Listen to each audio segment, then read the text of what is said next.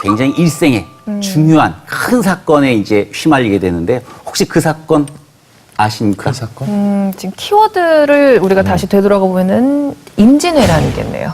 그렇네요. 임진왜란. 예, 그렇습니다. 바로 이제 임진왜란이 왜 벌어지는가 하는 이야기를 좀 말씀드려야 될 것 같은데요.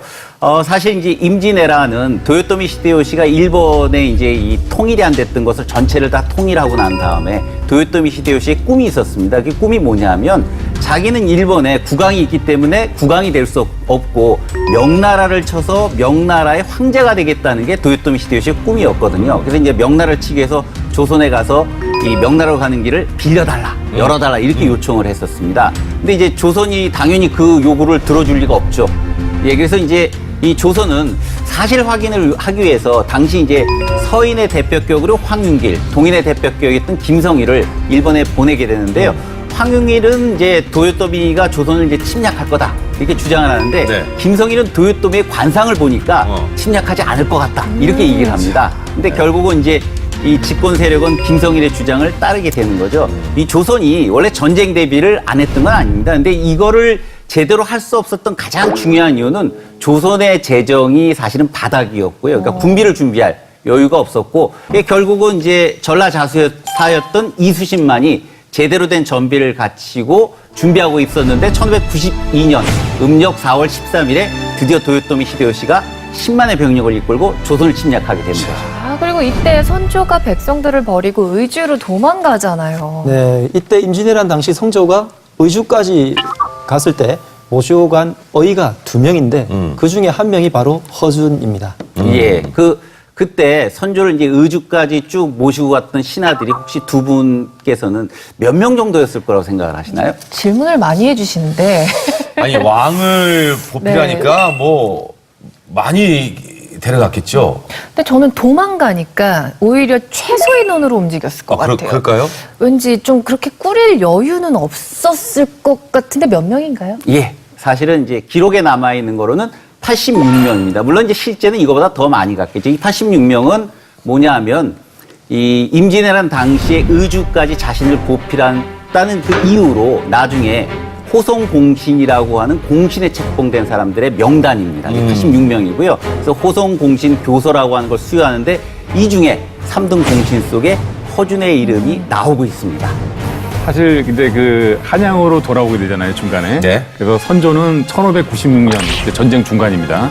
그때 허준을 불러서 새로운 의서를 편찬하라고 명령을 합니다. 아니, 지금 이게, 잠깐만요. 전쟁으로 인해서 지금 혼란스럽단 말이에요. 지금 갑자기 화나시는 예, 거예요? 지금 화가 났어요. 시켜드리겠습니다. 혼란스러운데 왜 갑자기 의서를 편찬하라고 했을까? 이게 너무 궁금합니다.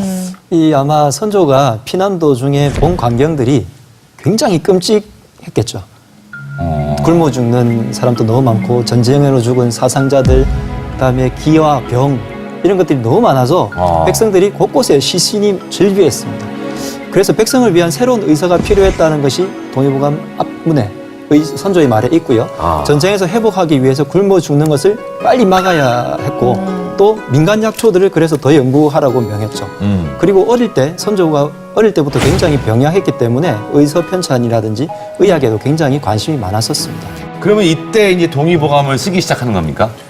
사실 그런 면이 있죠. 그렇게 생각하는 경향이 좀 있는데 처음에 허준을 포함해가지고 내의원 6명이 편찬국을 설립해가지고 시작을 합니다.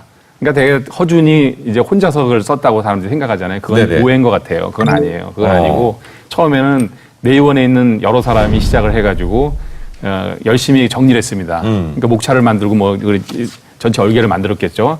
그런데 문제는 그 다음 해 1590년 다음에 1597년 그게 정유년이죠. 정유재란이 일어났어요. 그러니까 이게 지금 원래 6명이 의서를 집필하기로 했는데 좀 뭔가 좀 해보려고 했는데 타이밍이 굉장히 안 좋아서 또 정유재란이. 정유재란이 나면서 이제 허준 혼자 남고 나머지 의사들이 다 도망가고 뿔뿔이 흩어져 버린 거예요. 이거 이제 그렇게 되니까 의서를 편찬할 수 있는 어떤 환경이 형성되지 못하는 거죠. 이거 혼자 못하죠. 그래서 그런가요? 좀 혼자서 집필하기 양이 너무 많아서? 사실 외적인 어떤 어려움이 있었던 것 같습니다. 뭐 결정적인 계기가 있었던 거예요? 그게 1608년에 선조가 승하라 그러면 요새 사람 잘 무슨 말인지 모르는데 돌아가신 거죠. 그러니까 사실 선조가 죽게 되니까 사관원이 뭐라 그랬냐, 사관원에서 이제 허준이 죽였다. 치료를 잘못했다.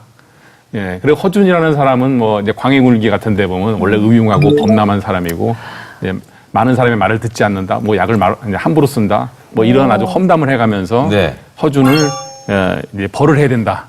이렇게 얘기를 해요. 사관원에서 이런 식으로 비난을 많이 하게 된 이유 중에 하나는 너무 빠른 신분 상승이 화근이 된 이유도 있습니다. 아하.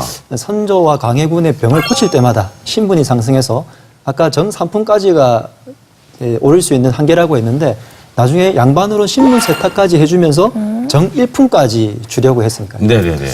거기다가 워낙 유명하니까 사대부들이 허준에게 왕진을 와달라고 요청을 많이 했는데 네. 허준이 이 또 대부분을 거절을 합니다. 아, 그래요? 그러다 보니까 미운 털이 박히게 아이고. 되는 거죠. 그래서 선조가 승하하면서 제대로 이제 직격탄을 맞게 되는 계기가 되기도 합니다.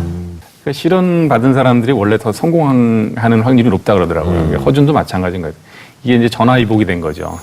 그래서 유배를 하면서 이제 그동안 동의보감이 편찬이 좀 중간에 좀 중지됐다 왔다 갔다 하니까 이때부터 열심히 이제 편찬을 매진할 수 있게 된 겁니다.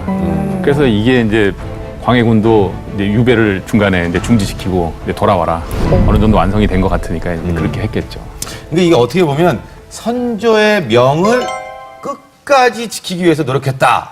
이렇게 생각해도 되겠습니까? 김영환 예, 그렇습니다. 이게 이제 이 허준이 한 15년을 걸려서 드디어 1610년에 동의보감 25권을 완성해서 광해군에게 바치게 되는 거죠. 예, 광해군 일기에 보게 되면 허준이 몇 년 동안 자료를 수집하고 유배 중에도 쉬지 않고 편찬해서 책을 완성하자 광해군이 감격하고 그 보상으로 숙마를 주고 속히 인쇄해서 널리 배포하라고 명명했다는 기록이 나오고 있는데 여기 숙마라고 하는 건 뭐냐면 길들인 말이라는 뜻입니다. 이게 왕의 이제 왕실의 말이 있는데 그걸 잘 길들인 말을 준다는 건 굉장히 큰 영광인 거죠.